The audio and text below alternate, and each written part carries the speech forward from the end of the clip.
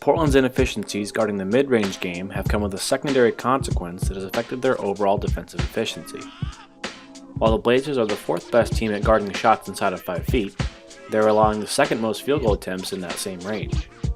The result is that opponents are scoring 46.3 points per game in the painted area, the third most allowed of any team in the NBA. The Blazers' main issue is that they are not forcing opponents away from the middle of the floor. On this play, Patty Mills and Jeff Ayers are in a pick-and-roll situation on the left sideline. Mo Williams has angled himself above Mills' dribbling hand and against the direction of the coming pick. He actually does what he is supposed to do in the situation, but defending the pick is a two-man operation that requires teamwork. Williams' position forces Ayers to set a high pick on the arc rather than below it, which affects his position as he slips the screen. With Ayers out of the picture for a jumper from that far out, Thomas Robinson is inexplicably standing deep in the left lane line.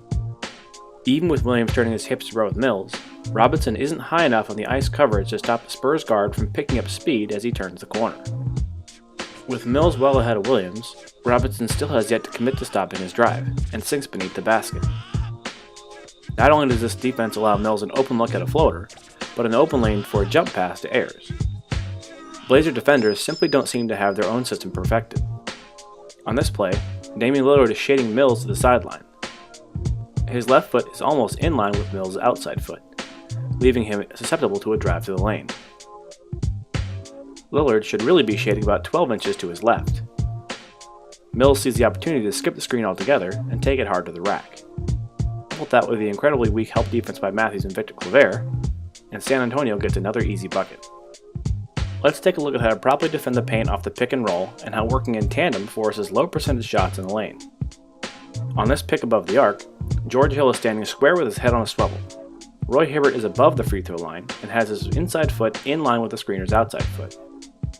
This squeezes down the amount of space Ty Lawson has to try to stake the pick.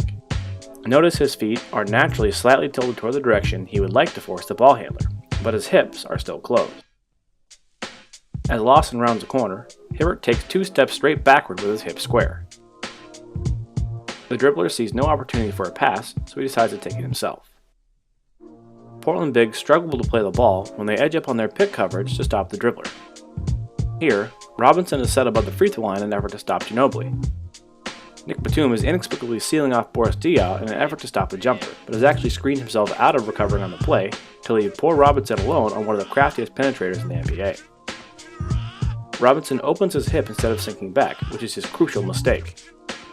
In ice, Robinson's goal is to stay in front of Ginobili, so he should stay square at all times.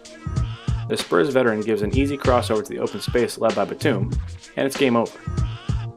Portland's defensive inability on the wing, coupled with their ice pick-and-roll defensive strategy, not only allows mid-range jumpers as we've seen, but provides for open buckets in the paint at an alarming rate. The Blazers will need to address this issue moving forward if they want to be able to make a deep run into the playoffs.